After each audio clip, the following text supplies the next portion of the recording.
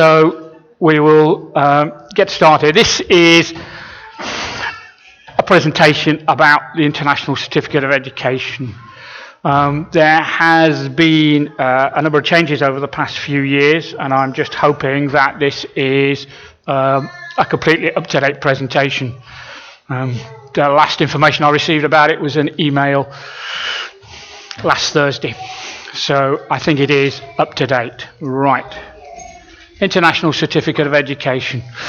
It's a qualification, and you've got to ask yourself, why do we need qualifications? There are some home educators who believe you don't need qualifications, but I think that there's good reasons for having a qualification. First of all, it's an assessment of competence. It means you're actually good at, you can do what you say you can do. Many years ago, after a great deal of hard work, I became a fellow of the Royal College of Surgeons. I got my FRCS, which meant that I was an assessment of my competence at operating on people. And I'm sure you really wouldn't want people operating on you who haven't got an assessment of competence. It's a test of knowledge of how much you know, whether you do know what you say you know. And it's also a sign of achievement, of what you have done, what you have achieved. And for these three reasons, it's actually worth having a qualification. And the other point I think we should make for the ICCE is that this certificate is, as it were, the interface. It's where the ACE world joins on to the rest of British society. And I think it's useful for that reason. Right, yeah. Qualifications are useful, but they're not all important. Years ago, when our children were teenagers, they went to a youth club, and there were a number of people in this youth club who were coming up to their GCSEs, and it was, how shall I put it, it was pretty desperate. Every spare minute, these people were off, well, actually, let's be specific, these girls were off revising for their GCSEs. It became the all-important thing. It was tremendously important that they got their GCSEs, and they felt that if they didn't get their GCSEs, their life was a failure, and it all was lost. Now, qualifications are useful, but they're not all-important. And the other point to make, which is something that educationalists sometimes don't realise, is that a qualification is not the finishing line. It's not the end result. It's simply a starting block or a stepping stone for something else. You might think, you lot at the back, that when you've got the ICCE, you've actually finished, you've achieved what you've set out to do, you've got it, and it's all over. But actually, it's not. When you get the ICCE, all it does is give you a superb, first-class base on which to further develop your life and your skills and your knowledge. Okay, it's a starting block rather than a finishing line. And it's a stepping stone. The important thing to remember about qualifications is that most employers are only interested in the last one you got. Okay. I have the FRCS, so that is what I put on my CV when I apply for jobs. I don't put down my O-levels or my A-levels because nobody's going to be in the slightest bit interested in them. They're interested in the last one you've got. And the qualifications are necessary, but they're not sufficient. They're not enough in themselves. Just having a certificate and saying that you've got it isn't good enough in itself. The important thing are the hidden things that ACE brings, like character development and integrity and honesty. These are the things that are more important in life and more important in your development than having a piece of paper that says you can do maths and English and etymology and so on. Right. What qualifications are there? Okay, there's a big alphabet soup up there of various qualifications: the GCSEs, AS, A2, International Baccalaureate, International GCEs, BTECs, HNDs, NVQs, whatever they are, NVQs, GNVQs, City and Guilds, hordes of different qualifications that are out there and available. Okay, if you're doing ACE, the qualification tailored to the curriculum, which fits the curriculum, which everything develops towards, is the ICCE. Okay, there are 8 certificates available in, I hope, 8 certificates, looking at Brenda. Yeah. And the details are available in the ICCE manual, which is in the process of revision at the moment and should be available later on in the year. Okay, so you got all these qualifications, but the one we're focusing on, the one we're interested in because we're doing ACE, is the ICCE. Okay, about the ICCE, it's been going around a long time. It began as a National Christian School Certificate 20 years ago. And it was basically just a British, a UK only qualification at that time. But then as we became involved in the rest of Europe and in some parts of Africa, we found that we're getting more and more overseas students wanting to do ICCE. So it became not quite the National Christian School Certificate, but it became the International Certificate of Christian Education. It became that in 2004. It's run and has been run by an ICCE board, and here we have the people on the board. Mrs. Brenda Lewis, who's the chairman and looks after English literature. Am I right? I am, good. Right. Ivana Gray, who's the clerk to the board and does all the hard work and all the typing and letters and things. There's Lionel Bolton, he's the chief moderator. When you are on ICCE, as you know, you need to send your PACE tests in for moderation, and he's the man who does it. And he also is involved in developing maths curriculum. Ken Jones, a mathematician, is involved in developing further maths PACEs. Valerie Jones, who you may have guessed is Ken Jones' wife, is a linguist, so she investigates language studies and certificates for us. Nigel Steele was the headmaster of a school and brings that perspective, and also looks after social studies and investigates social studies qualifications. Martin Sweet is an educationalist, and he involved in science and maths, and he's the go-to guy for advice about computing, whether this will work or whether that will work. There's myself. I'm the teacher representative on the board. I also look after biological matters, and there's John Lewis, who's recently joined us and doesn't have a portfolio as yet. Right, so that's ICCE, that's the board, that's the personnel who've been running the show for the past 10, 15 years.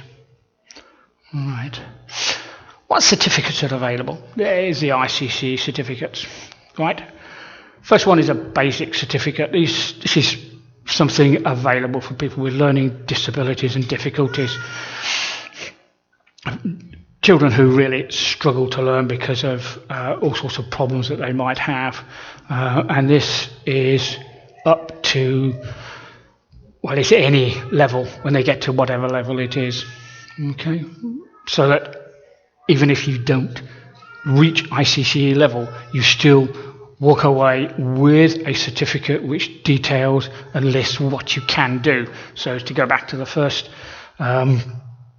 slide, it's a measure of achievement and a measure of how much they know and what they can do. There's a foundation certificate, which is for late starters and slow learners, and that goes up to page 1096.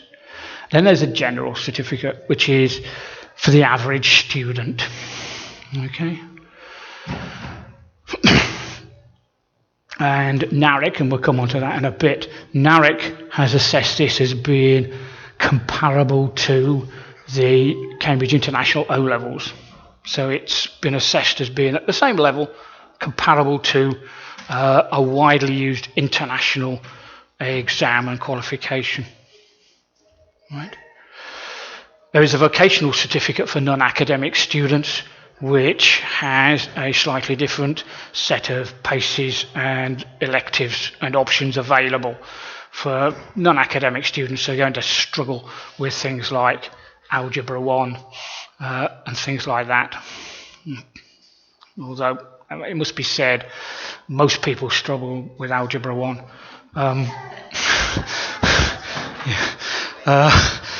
Some people have been through it. But this offers options for children who are not academic and are moving on in a different stream. So you don't grind them down by making them struggle with PACE after PACE. Then we have what is known as the General Merit Certificate. This was the old intermediate certificate. It's a bit more academic and it comes in between the General Certificate and the Advanced Certificate. The Advanced Certificate comes with bias courses. What's a bias course? When you get up to the equivalent of advanced level in this country, in order to get into a university or to do a particular degree, you can bias your studies to include more of one type of subject than another. You can have a language bias, you can have, if you were that way inclined, you could have a maths bias or a science bias or a biblical studies bias, and these are intended so that you can focus on the things that interest you, the things that you are good at, and the things that are going to be most useful in the future. So you can do bias courses. The Advanced Certificate gets you into university, and there's a number of people here who've had students get advanced certificates and go on to universities. In the back of the old ICCE manual, there's a whole list of colleges and universities in this country which have accepted students with ICCE. And I think it would be a lot shorter simply to include the ones that don't, or would we have a list at all? There would be no list at all if we include the ones that don't. Okay, so it's basically widely accepted. Over the years, it's built up a bit of a reputation. Those of you who watch Newsnight will be aware of a ACE student with ICCE who's going to Cambridge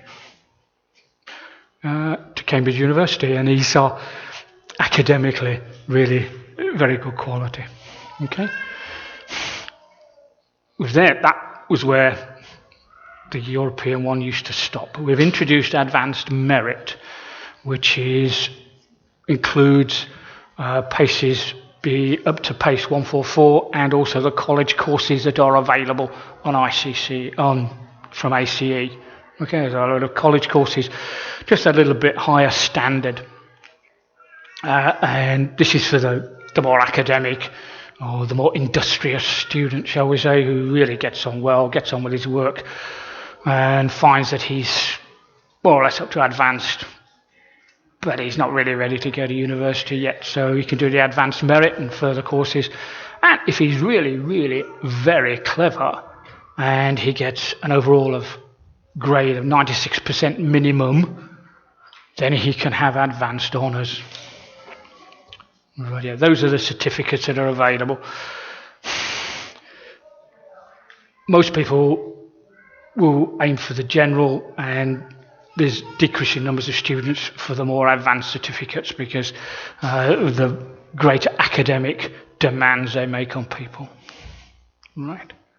So, but it's not just PACEs, really quite interesting. Each certificate has got specified PACEs that you've got to do, but there are options. There's things like successful Christian living and a lot of other options which you take as part of your certificate. You do so many PACEs, and then there are a number of credits you have to gain through doing various different options. For general certificate, you have to do a science project, but where is he? That Rob's doing up there with Nigel here this afternoon. doing a science project, where you have to do an experiment, or shall we say the child has to do an experiment, because you shouldn't really be doing it, and they write it up, send it in, it's moderated, and it's part of the certificate. You don't get your certificate until you've done your science project. And then there's essays and papers, extended essay writing. Okay. At the general certificate, it's a social studies essay, isn't it? Yeah, it's a social studies essay, which you need to do. And again, you don't get your certificate until you've got this. Another thing we're going to be introducing is an apologetics course. Okay, this is not to teach children how to say sorry. This is essentially giving the reasons and the arguments that we use that are available and that we need to expose the children to support biblical faith.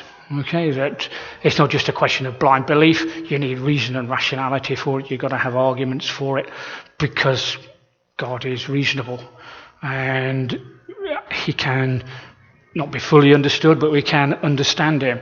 And the apologetics course is here to give students the arguments and the support and the understanding they need to be able to defend their faith if they get to university, or if they when they go out to work.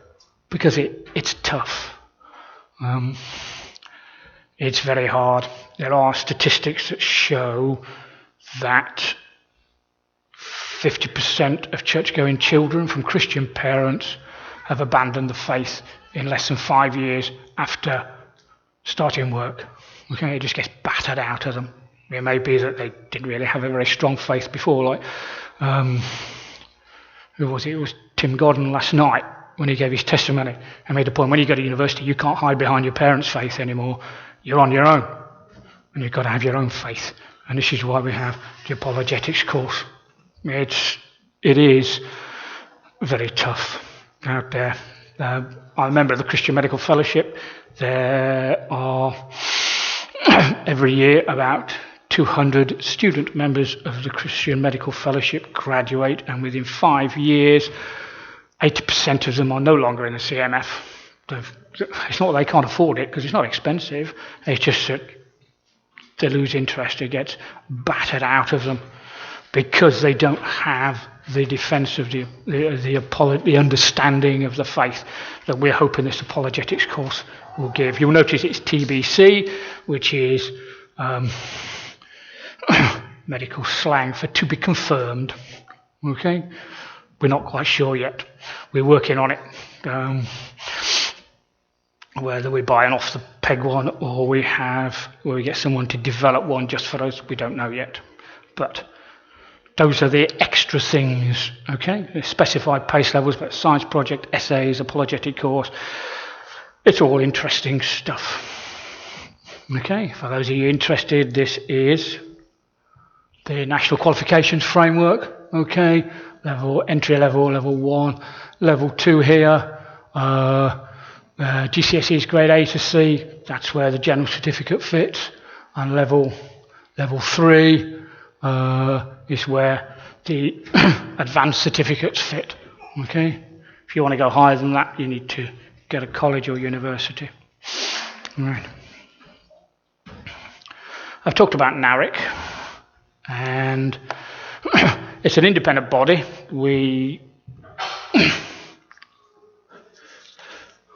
Upstairs, I meant to bring it down, but I haven't. There's a big burgundy folder called the Record of Achievement for the National for Christian Schools. Okay, and in that burgundy folder, there is a synopsis of the ICCE curriculum, and there is also the benchmarking from NARIC, the National Recognition Information Centre for the United Kingdom.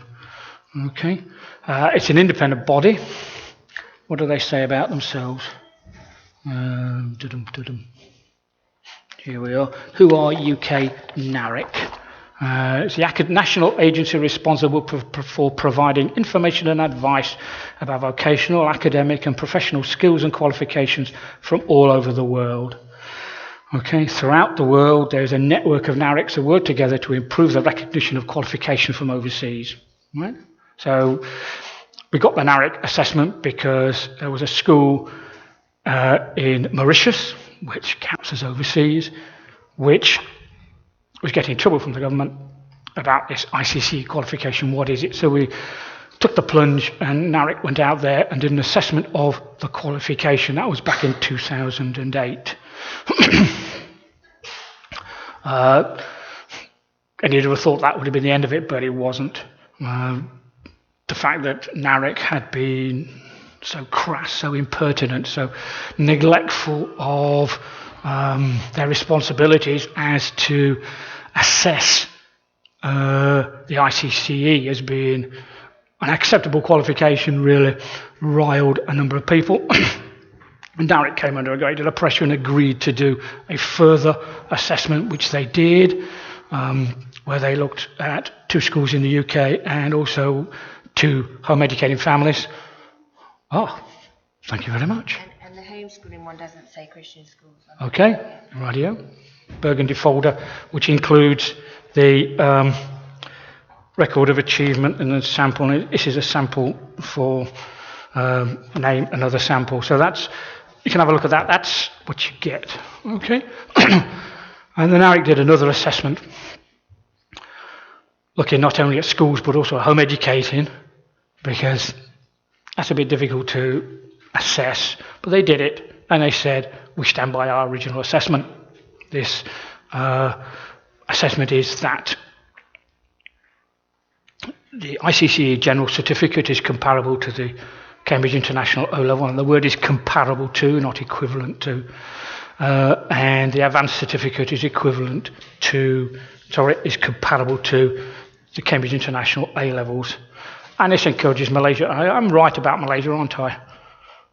Yeah, I thought I was good. I was imagining things. But no, Malaysia, which is a Muslim country, has stated, well, UK NARIC accepts ICCE, will do the same.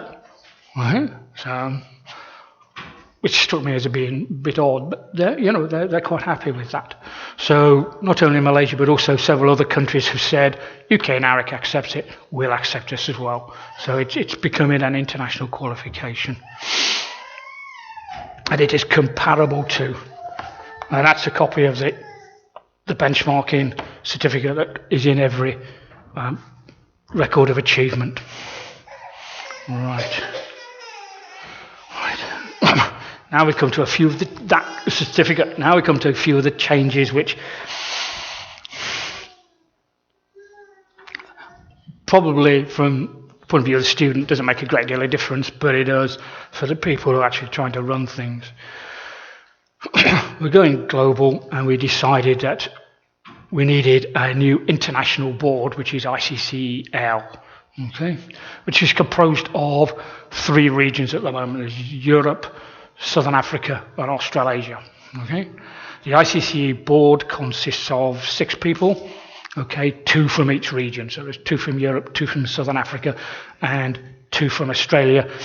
And they've spent years trying to reach a compromise between 3 different educational systems and trying to create a certificate that is acceptable to all 3 different educational systems, because the ICCE originally was purely for UK, it's tailored to this country and to Europe, but South Africa and Australia have got different educational systems, different expectations, and there is a question of trying to achieve a certificate that was applicable in all 3 places, and we've done it,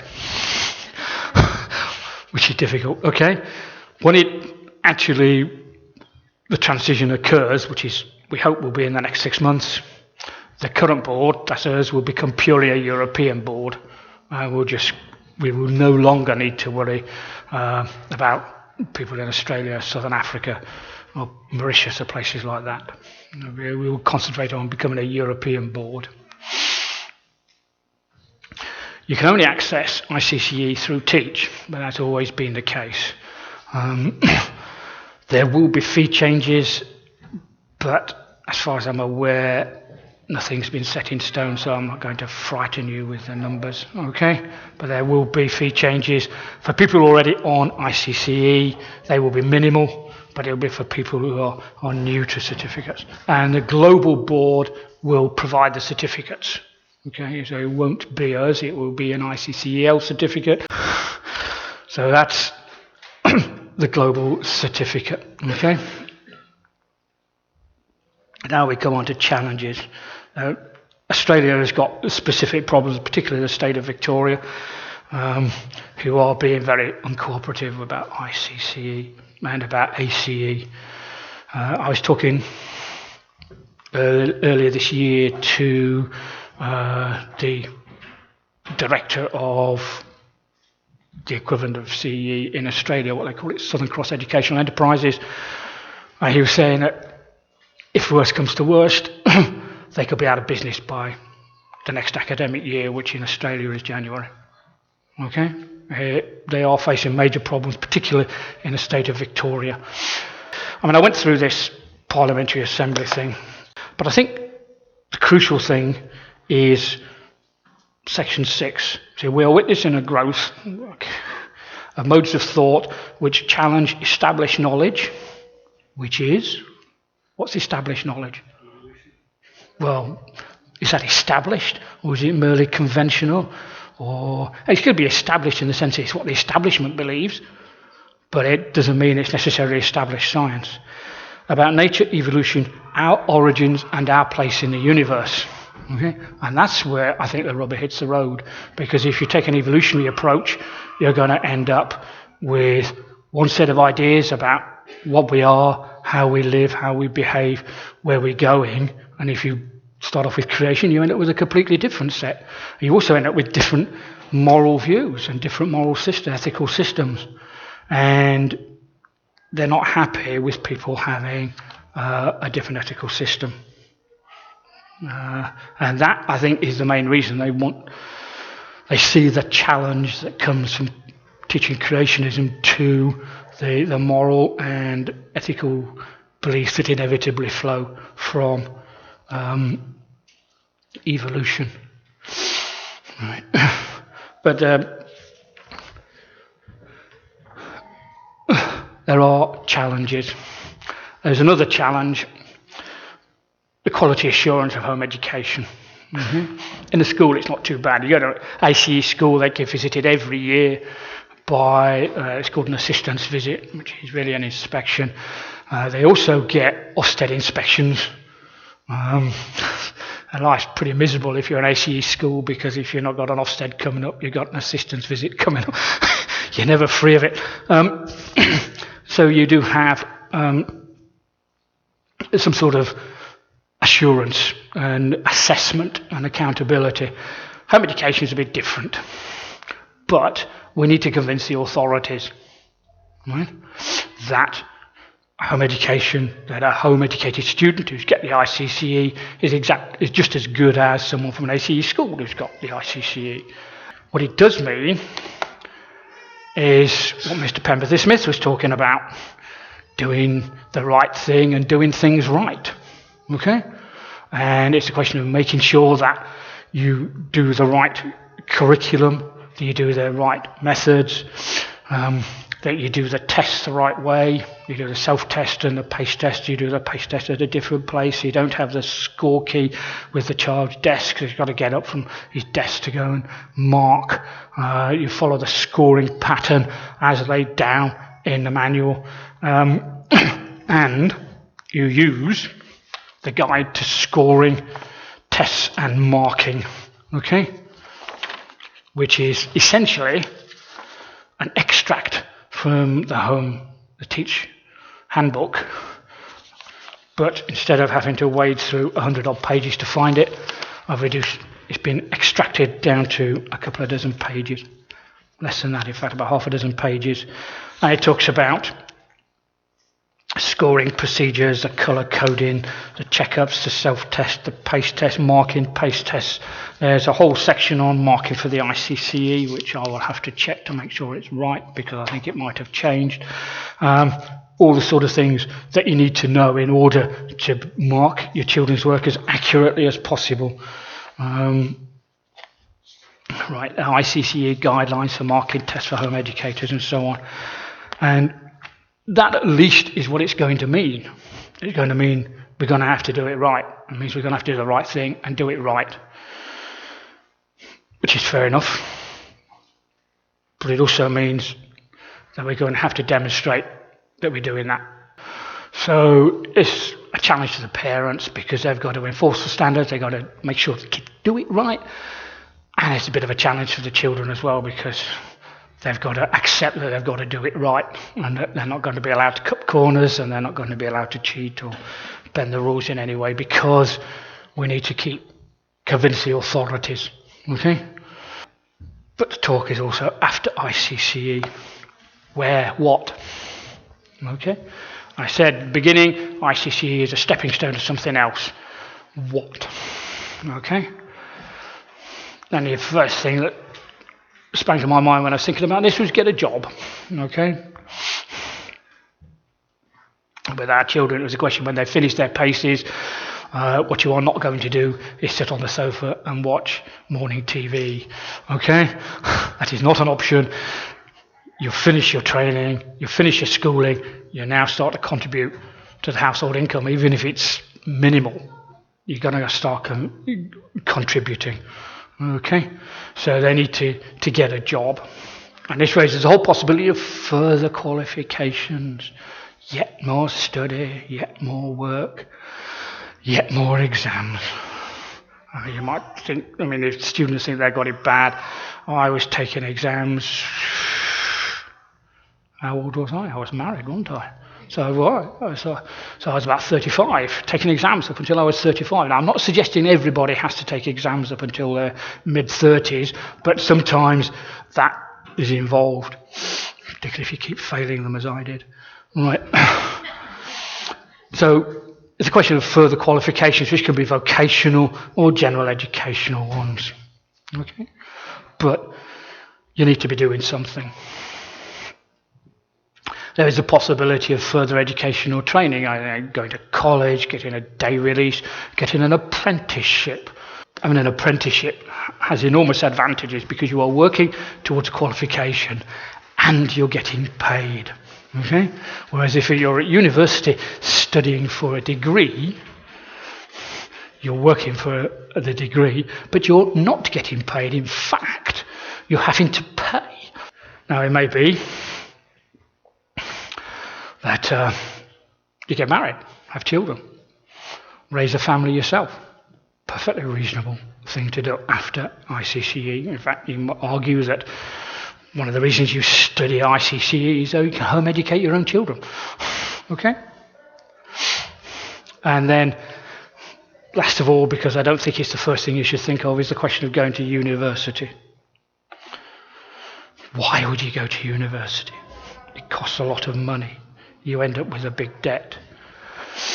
There are two reasons, I think, for going to university. Firstly, is you need the qualification to do what you want to do. Okay? If you want to be a doctor, you've got to go to medical school. There's no shortcut around that. Okay?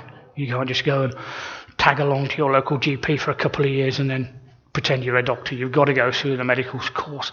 Dentists the same, lawyers, engineers, things like this. Okay? You want to do one of these jobs, you need the qualification. So that's a reason for going to university. Okay? And the other reason for going to university is that you're actually good or gifted at something and you want to take it to the highest level you can. Okay? So if you're interested in music or English or something like that, then yes, this is the sort of reason for doing that. Other thoughts? Right. The value of an education. I'll put query schooling there because I think we should recognise, as home educators, I think we do recognise that education is not the same thing as schooling, because education is for the whole man and includes moral and spiritual areas as well. And it's what value do you place on education? If you're going to get a job, then you need it. If you're going to live a, what's the word I'm looking for? Not examined life. If you're going to live a thoughtful life, you would need education. You would need schooling. You would need to know things. Okay? When I was a young boy, my parents had a big encyclopedia, and the frontispiece of this encyclopedia was this really dramatic picture with underneath 3 words: knowledge is power.